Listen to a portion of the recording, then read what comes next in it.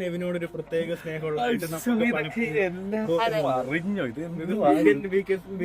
ഞാൻ പറയാം. എനിക്ക് തോന്നുന്നു ലാലേട്ടന്റെ പല ചെറുപ്പകാലം എന്റെ ഒരു ഫേസ്. അപ്പം ലാലേട്ടൻ ഇനി ഡ്യൂപ്പ് വേണമെന്നുണ്ടെങ്കിൽ ചെറുപ്പകാലത്തിന് എന്നെ ആയിരിക്കും വിളിക്കാൻ സാധ്യത. കാരണം ലാലേട്ടന്റെ ആ ഒരു ഭംഗി, ബിഗ് ബോസ് അല്ലോ ഞാൻ മാറ്റി പറഞ്ഞു, ലാലേട്ടനെ പിറക്കാണ്ട് പോയ മോനാണ് ഞാൻ. ഓക്കെ, അതൊന്ന് കത്തിച്ചു. എന്തെങ്കിലും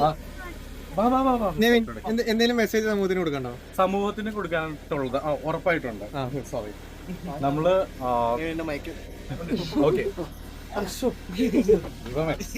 നമ്മള് റിയൽ ആയിട്ട് നിൽക്കുക. പിന്നെ എല്ലാവരും ഹ്യൂമൻ ബീങ് ആണ്.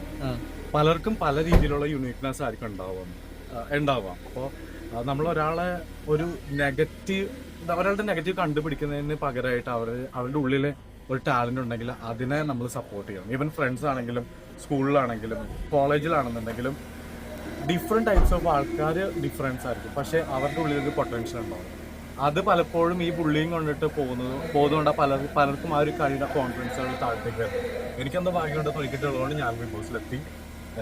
ഭയങ്കര സന്തോഷം. ഞാനൊരു ഇമ്പാക്റ്റ് ഉണ്ടാക്കി. പിന്നെ എഡ്യൂക്കേഷൻ ഞാൻ ഇമ്പോർട്ടൻസ് കൊടുത്തു.